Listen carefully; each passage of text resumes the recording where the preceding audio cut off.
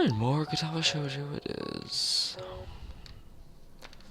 After that morning class throughout the week, I keep bumping into Rin. Hello.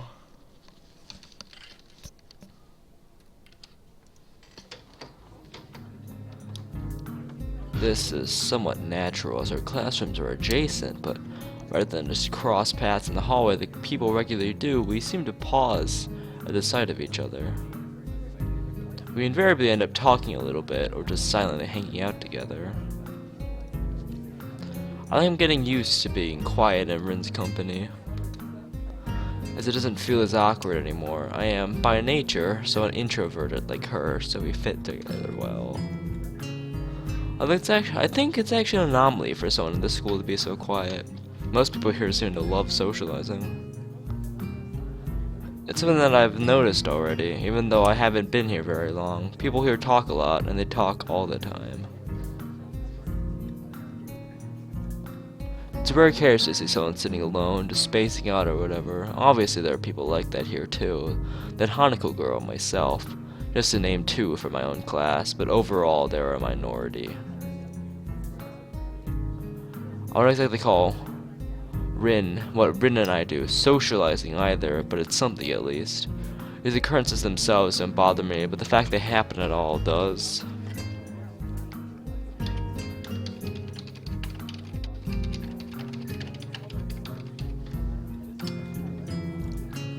I hesitate to say that we were drawn together by something, but we certainly act as if we were. However, the sense of budding friendship is completely wrecked every time Rin opens her mouth. Can I listen to your heartbeat?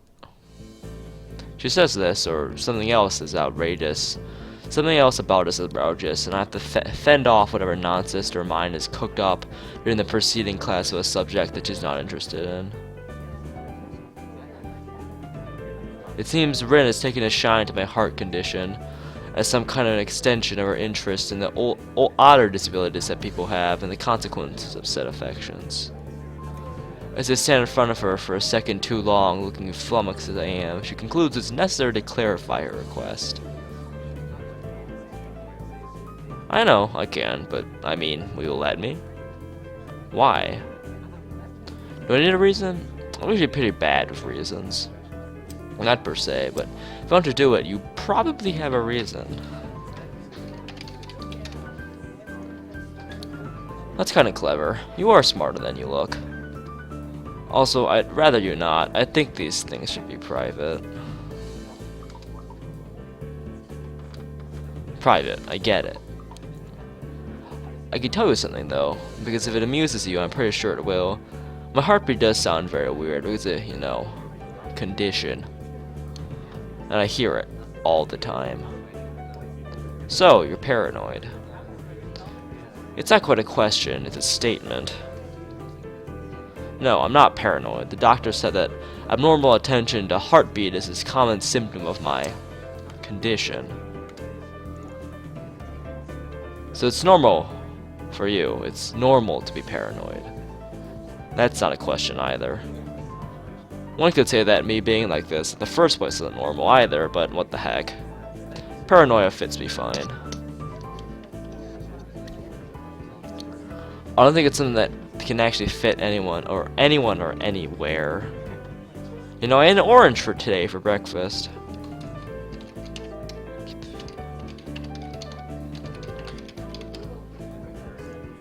How was it? I make me proud of myself, managing to keep up with Rin's sudden change of topic.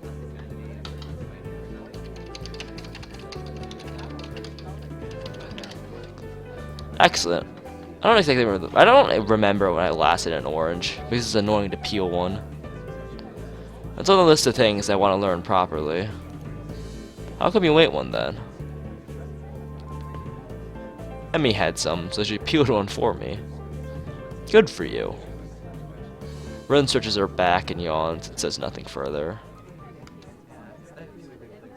Sending a glance in the corner of my eye as she watches people pass by, but I couldn't say why. I realize, though, that it's the first time I've talked naturally about my condition with anyone in a way. A group of boys walk past us to Rin's classroom, but she doesn't pay them any mind. They pay her none either. My mind wanders off, spurred by the silence. Maybe I should have let her listen to my heart. It's not like it matters. Nothing really matters that much at the end of the day. I start feeling depressed for no reason again. It's like a tidal wave out of nowhere rolling over my consciousness, submerging me underwater. I feel a sigh coming out of my mouth, and I turn away from Rin, pretending to read a poster on the wall. It's an advertisement for the school festival, promoting an event almost a week away. The difference between me and Rin is that I would be more likely than not dead before turning 30, while she can't eat oranges without any help. I can't decide which one of us is worse off. I'm trying to grasp the passing of time, but it seems hard. I'm so used to the rhythm of the hospital, where trivialities such as the day of the week or time of day didn't matter. Everything was the same, no matter what. Rediscovering the significance of time is an oddly disorienting experience. And I find myself enjoying the fact that I can categorize events in this fashion. The relevancy of a ticking clock is surprisingly delightful. I just had to start wearing an analog wristwatch, something I didn't used to do before. When I finally asked Rin on Thursday about something that's been bothering me for the entire week, it's already lunchtime. The time is somewhere between 11:06 and 11:07, as my watch doesn't have a hand to show seconds. It's the old-fashioned kind with a black leather strap and titanium casing. It doesn't look flashy, but a wristwatch doesn't need to.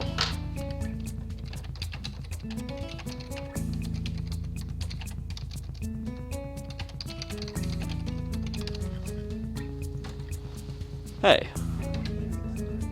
Remember that sketch you made of me? How does that look grim or gloomy or something?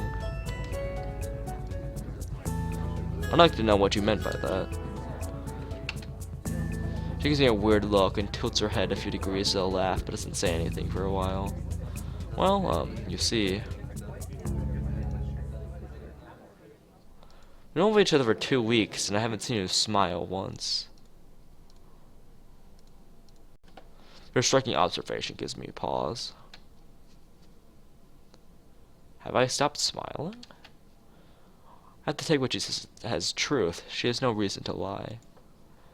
Something about the way she puts it annoys me. I frown at Rin, and then try to correct my expression to look less depressed. I haven't been in the cheeriest of moods in the past few months or so this is true. Does it show so much that someone like Rin can tell after so little contact with me? Oh, hello, PSS. Welcome back. Welcome to another Katawa Shoujo stream. Should I try to smile more at Rin? Maybe she could appreciate it, having such a neutral face almost all the time. Have I really stopped smiling? I see. Should I smile more? I don't mind either way. Be as you are. You can't help being Hisao anyway.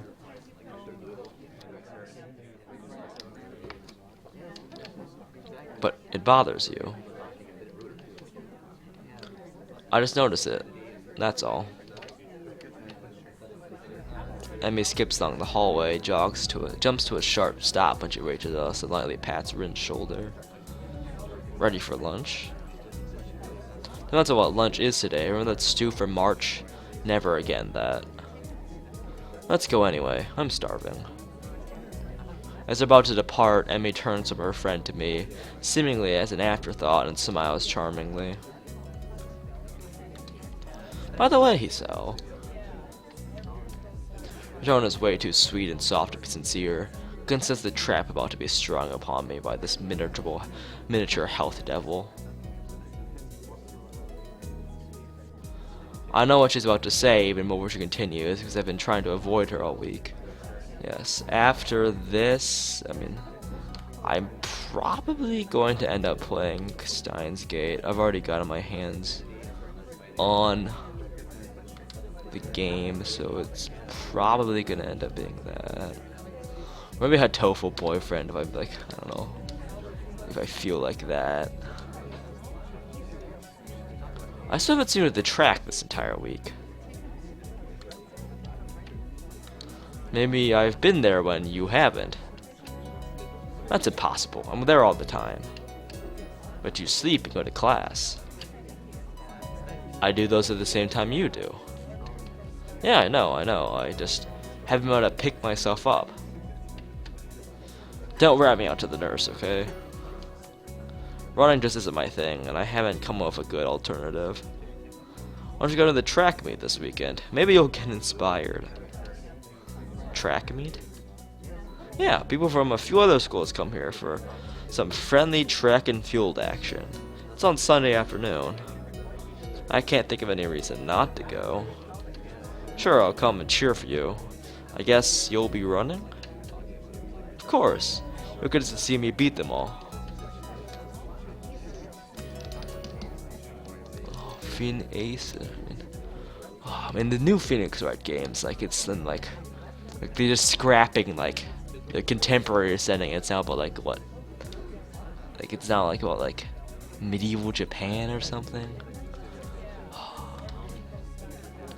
I mean, I could try playing like the fan translation of Investigations too, but bye now. If I don't get something to eat, I'll die. See you later. Bye, Rin. I'll promise next time I'll smile. I call after her as a bit of an afterthought. Afterward, I feel embarrassed about it and wonder why I said anything at all. That night, when I'm doubly certain that Kenji won't be barging in the bathroom, I look in the mirror and smile at my reflection. I mean, do they just have like a communal bathroom, like just Kenji and Hisao, like only those two? The me in the mirror smiling at me in the bathroom looks awfully fake. Is he even smiling in that picture?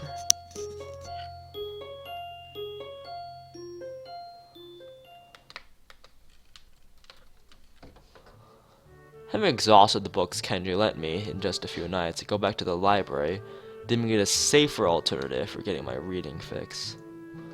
I return the books that he had stolen while I'm at it, to Yuko's delight. I don't tell her where I got them, though. Well, you sure read a lot, don't you? Yeah, I guess I do.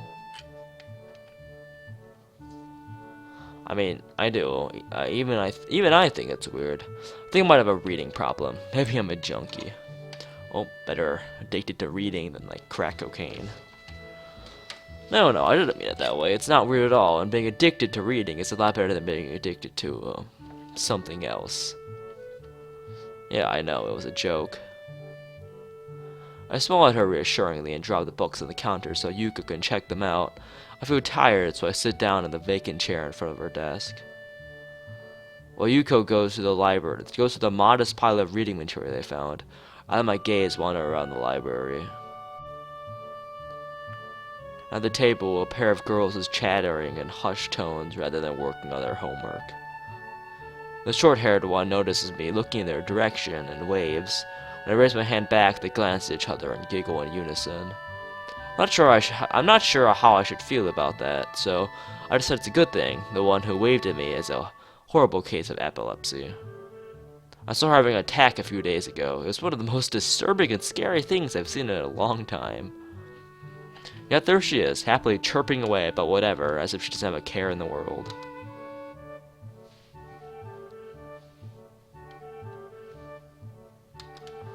You know, this school is really something else.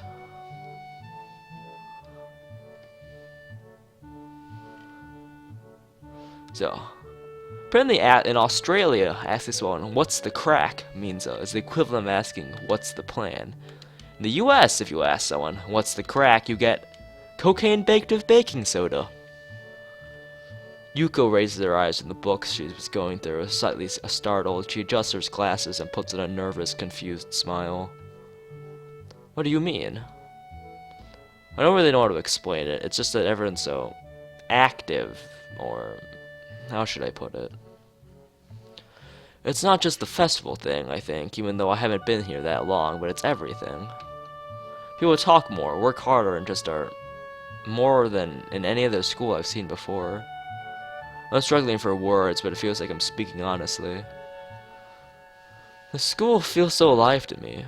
Okay, alright, more choices that I don't actually think matter. I will consult my flowchart, though.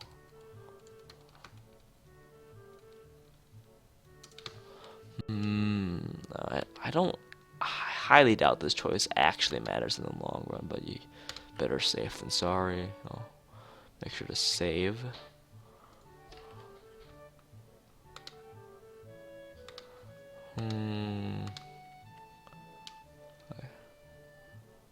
Alright, this choice doesn't actually matter, so, PSS. Choose actually shit. Alright, well, whatever. We will go with... It's refreshing. Sure, there are some people like this in my old school too, but not as many, and it feels more intense somehow. I think if I had to pin it down to one thing, that the students here really appreciate going to school. I don't think it's a bad thing. Yeah, me neither. Suddenly I realized I've been babbling my thoughts to Yuko out of the blue. She's a bit of a jumpy person, so I fear I might have made a bad impression. She's looking at me with what I hope is curiosity rather than horror, so I figure I'm alright. Sorry for suddenly talking about weird stuff like this. I didn't mean to trouble you. Oh no, it's not troubling. I'm happy to listen if you feel like talking. It makes me feel a little reliable, too. Yuko smiles sweetly and a little ironically at that. I respond with a thankful smile of my own. She pushes the neat stack of books across the counter. I stand up and gather them in my arms. Here you are. Thank you. I guess we'll be meeting each other again. Please come here anytime. Yuko's kindness is heartwarming. You can count on it. See you later.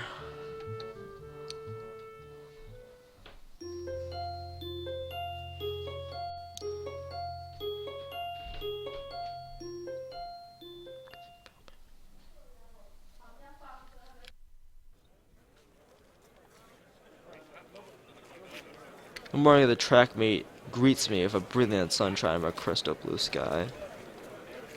I leisurely stroll towards the track and decided this is a good thing, of what I'm not sure. This event isn't as exciting for me as it seems to be for a large portion of the student body. I'm even less interested in watching sports than I am in participating, but cheering for Emmy is a good cause. I don't expect this to be any sort of amazing and spectacular experience, but it can't hurt. I'd probably be spending time reading while cooped up in my room otherwise. There's actually a theory that Yuko is actually used at one point was Kenji's girlfriend. No, it's actually a mention in one of the routes. Actually, it's hinted at in one of the routes that those two were together at some point, and she's the reason that Kenji is this crazy feminist shut-in. So, well, that happened. When I approach the bleachers, I spot Rin emerge from the crowd right before she spots me. You came. Of course, I said I would, didn't I? That doesn't imply you had to follow through. Lots of people say things and don't mean them. Well, I don't. Rin shrugs, seemingly bored of our conversation. She turns on our heel and heads back towards the stands. So, are you excited about this? Not really. Me neither. Then why'd you come? Why did you? He doesn't reply at all, so I decide not to either. We enter the bleachers and Rin nods upwards. Up there. Rin leads the way, and soon we've settled down on an almost empty bench. There's an older woman next to Rin, someone's mother, I assume. Who the hell is this? Who's this lady? She looks like a nice person. She's got a rather long hair done up in a braid. On seeing Rin, she gives an oddly familiar seeming grin. Whoa, this is surprising. I thought you would get a snack, not a boy.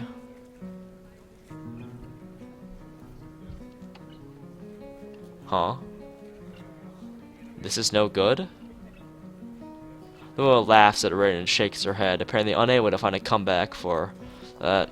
I know the feeling.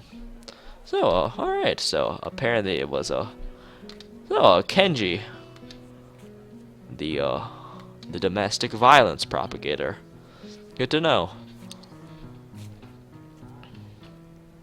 Well, I suppose you've always been the one to go out and look for one thing and bring back another. But I'm being rude. I haven't introduced myself.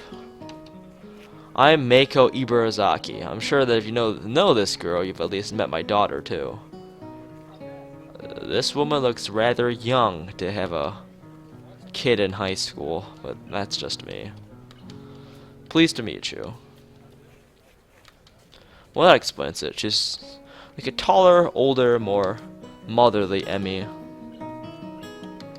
Apart from her hair being somewhat darker than her daughter's, there's really no mistaking the resemblance. So I'm sorry, Hisao. I'm sorry. Sorry. I'm Hisao. Hisao Nakai. Nice to meet you. I'm Rin Tezuka.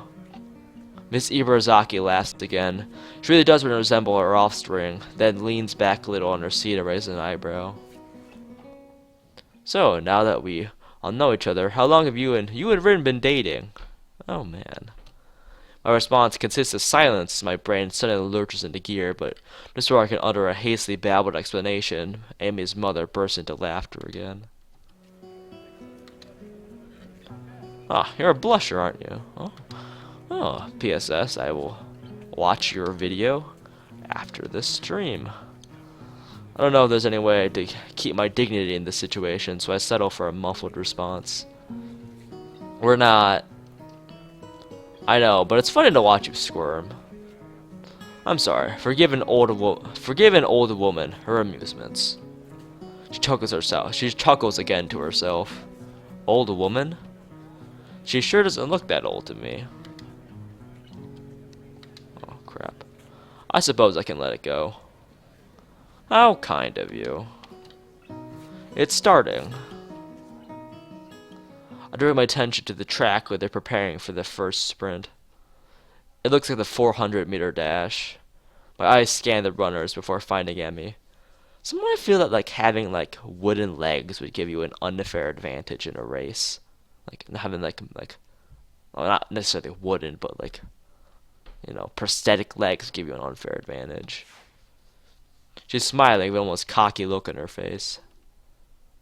The starter raises his pistol.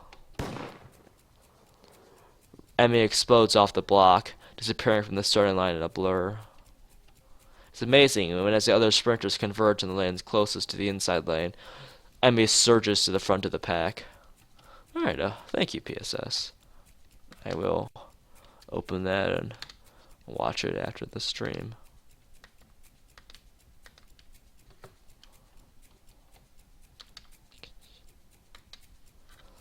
Before she puts on a final burst of speed that leaves them at least half a second behind. Mrs. Ibarazaki whoops and shouts, applauding wildly and joining looking like any other parent cheering their child on. Emmy bounds off the track looking pleased of herself. I cheer right along with the rest of them. The announcer, sounding suspiciously like Misha, gleefully gives the results. I think she's gotten faster since last time. That was incredible. Miss Ibarazaki grins proudly. Emmy is a heck of a runner. How many hours have we put into this? Oh man, we're approaching 7 hours. We fall silent as the next event prepares to start. I'm surprised to see Emmy striding onto the track again. Wait, didn't she just run? Emmy's mother nods. Yes, but she runs multiple events for the team, especially the sprints. It's a lot of running, but Emmy can handle it.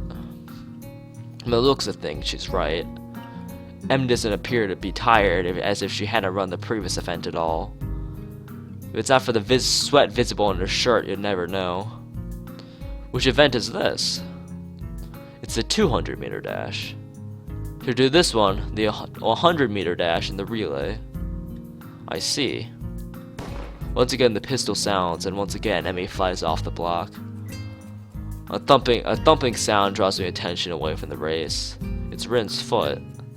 She seems completely absorbed in the race. Emi's mother cheers again, and I assume that the race is over. Sprints don't seem to me like they take very long to complete. Your foot? Your foot was bouncing on the bleachers. Oh. You seem pretty into this stuff. I'm surprised. I thought you said this wouldn't be exciting. I suppose you're right. It's not that interesting. I'm watching Emmy, not the sport. I don't follow. Emmy's the most Emmy when she runs. You don't get to see Emmy at her Emmyest very often. But here you can see. See? She directs my attention to the track again where the 100-meter dash is about to start. I watch Emmy closely. Oh man, reusing the same art. Wow. These cheap 4chan bastards. I can see that she's actually like a coiled spring. As the starter tells everyone to get set, her head snaps up, her eyes narrow slightly. Her mouth curls upward in what could be a grin and could be a growl. When the pistol goes off, it's as if she's been unleashed from a cage, like she was always moving at this blinding speed, but we couldn't see it happening until the starter pistol dispelled the illusion of motionlessness. As she crossed the finish line, the fierce look was replaced by her normal grin. The conquering general returning to his farm. Amazing. It's really amazing. I've never seen anyone move that fast. Yes, Four Leaf. They're run by it's to my knowledge that Four Leaf is run by a bunch of guys from 4chan.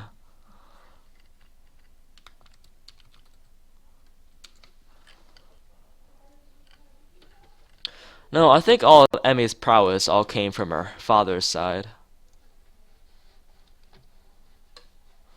At the mention of Emmy's father, Mrs. Ibarazaki looks wistful, almost sad.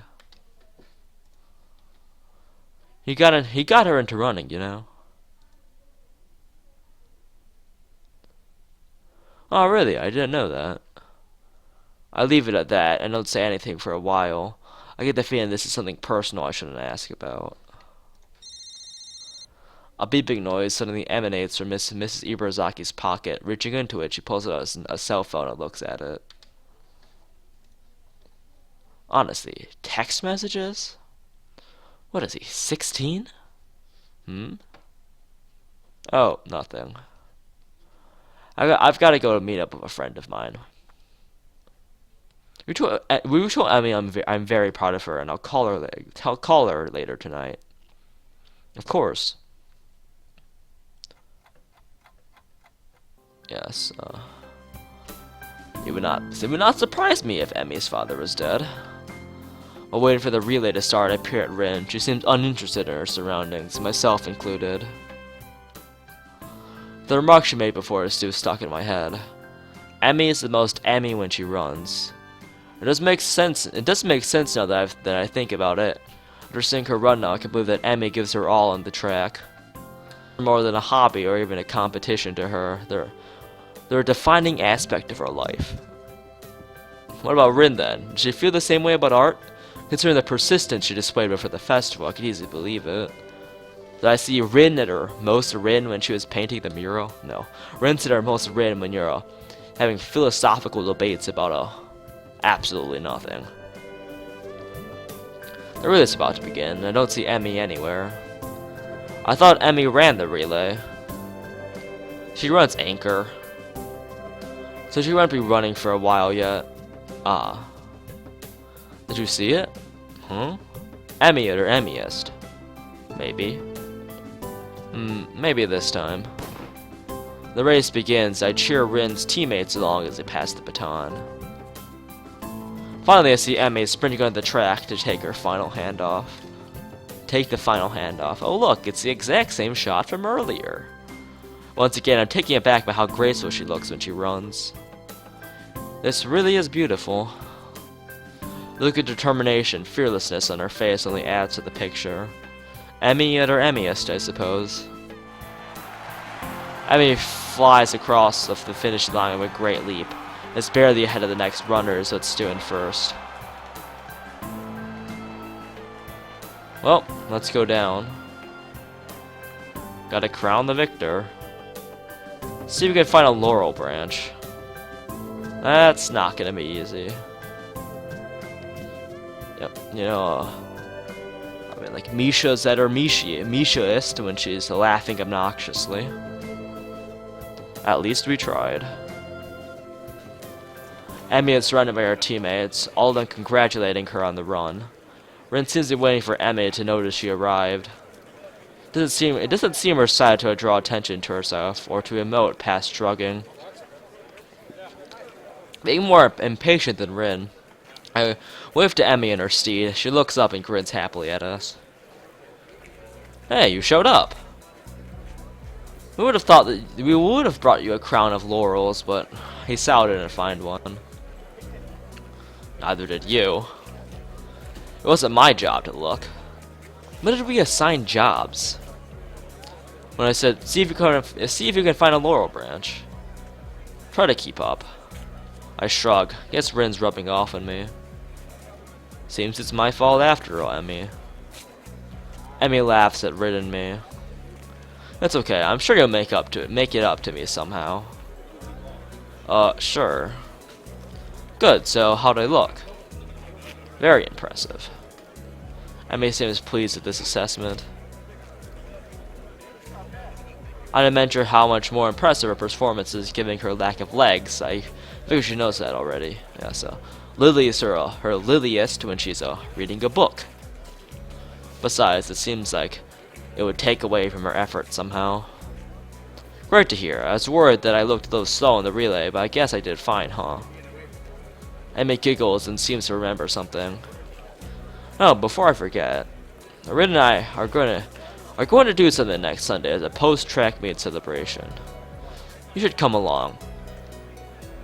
Normally we do it the day after, but since today is Sunday, I've got homework and classes and all that stuff to take care of. Oh, sure, I'd love to. Great, it's a promise then. Oh right, your mom wanted to say she's proud of you.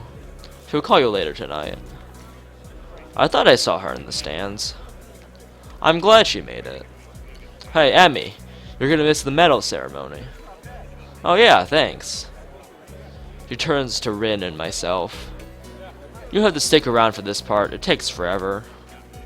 Besides, you get cracking your homework now if you don't want to be up late, Hisao. Emmy skips back to our teammates, leaving me and Rin by ourselves. Neither of us has the slightest interest in post-competition ceremonies, so we decided to get away and back to the quad. Rin yawns without even trying to restrain herself and shuffles her feet around restlessly. I feel awkward, but less so than if I was with someone else. Still, I'm left hanging, not knowing what I should say next.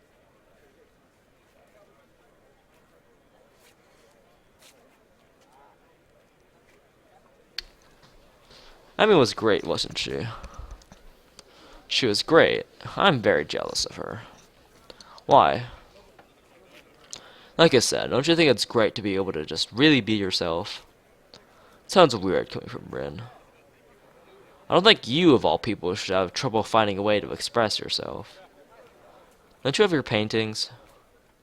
She turns to look at me. For the first time I see her eyes in this strange, hollow expression that I think must be unique to her.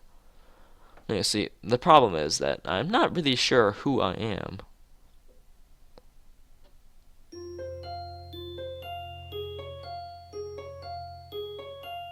Is that the end of the day? Oh, that was a bit... Oh. Today's art club meeting is currently on hold while everyone waits for Nomiya to show up. I take this time to try to explain my theory about Yamaku to Rin. Try to figure out what exactly makes this school feel so special to me. The concept I've unsuccessfully tried to explain to Yuko the other day. It's so difficult, but the track meet and the time I spent observing my fellow students have helped my ideas mature a bit. Have you noticed that people talk all the time? I can't really explain it, but once again, as I try to explain my observation, I'm struggling for words. The student body is heavily clicked, and I'm only now beginning to make sense of the intricate grouping and popularity networks, and yet the feeling of being a part of a group is stronger here than I remember it being in my old schools. Which of the schools unlike other schools, or at least the students aren't, even after discounting the obvious. Do you know what I mean? I don't know what you mean. Oh well, whatever then. I want to pursue the issue, but at that point, Nomia arrives. The teacher is wiping sweat from his forehead with a handkerchief and breathing red.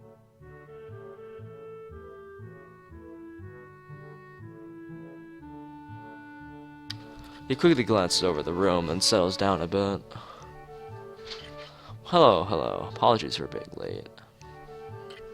Is everyone present? Good. Well, let's get fast. I haven't really planned anything for today, as I've been extremely busy lately, but I'm sure we can come up with something entertaining. I don't have any suggestions. I think we can have a discussion circle since we haven't had one in a while. I, at least, found the last one magnificently enjoyable. There are some murmurs here and there, but no one raises their voice in support of or against Nomia. We could delve into various movements of art, or does someone have a good topic in mind? Come on, throw it out there. Doesn't matter if it's silly or odd, we can always cook up something interesting. Nobody seems to be brave enough to make such a suggestion. As the awkward silence refuses to be broken, I lift my hand in the air. Oh, our newest friend seems to have something on his mind. Speak up, my boy, speak up. Well, I don't know about anyone else, but I've always wondered why art exists in the first place. My voice trails off, a silence sets in the room, and nobody makes a follow-up on my meek suggestion. Then the teacher bursts into laughter. Oh, ho, ho, ho. Nope, not trying. Excellent. Very good indeed. Right out of the gate with a big one, huh? Fabulous. Chuckling, he shifts some papers around on his desk for a few moments. When he's done, he appears to have made some sort of decision. Very well then, let us run with this and see where it gets us, shall we? Oh my, even an old fogey like myself gets excited when such delicious enthusiasm is present. Oh my, indeed. Let me gather my thoughts a moment so I can figure out a good starting point for everyone. For some reason, the teacher seems to be almost bursting with excitement. He scribbles down a few things in a loose sheet of paper, then cleans his glasses with the handkerchief. He strikes a pose and freezes for an overly dramatic, artistic pause that spans what must be half a minute. It's so quiet I can hear a pin drop. First, let's come up with a few questions that we want answered, such as, what's art, and why does art exist? I don't have any questions that might be related. Both Sunglasses pipes up almost immediately.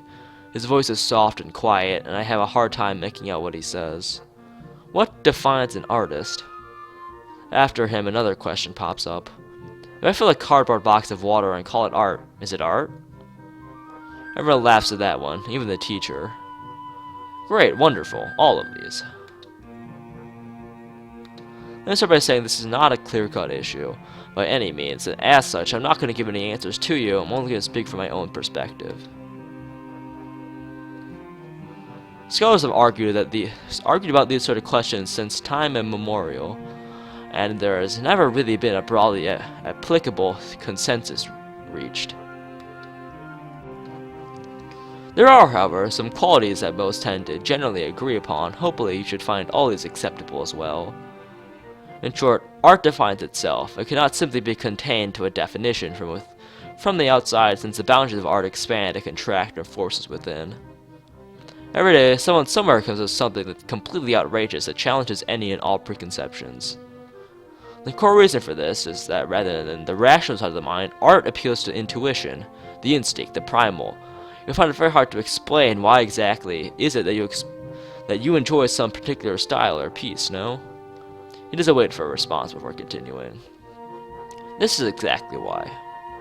So, art is this sort of wild, uncontrollable thing that lurks somewhere deep in our subconscious. Now, why does it exist?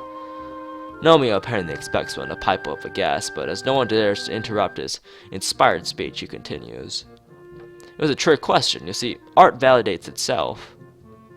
Generally speaking, you might say that art exists for no purpose other than itself. It's something that exists merely to leave a mark on history. It's the defiance of a mortal against the face of darkness, as as was once said, art is truly the proof of our existence. You should know that human culture and civilization are highly tied to the existence of art. Then, what about artists? What drives a man to dedicate his life to something so fickle and mysterious that even defies definition? There are many answers. There are as many answers for this as there are artists, but if I had to put it into words, an artist doesn't make art because he can, but because he must. Melia takes a pause and his gaze sweeps over his audience, eyes flaring with passion. It's obvious that art touches the very soul of each and every human being in one way or another, so if you're given a chance to connect to your fellow man in such a fundamental way, how could you not?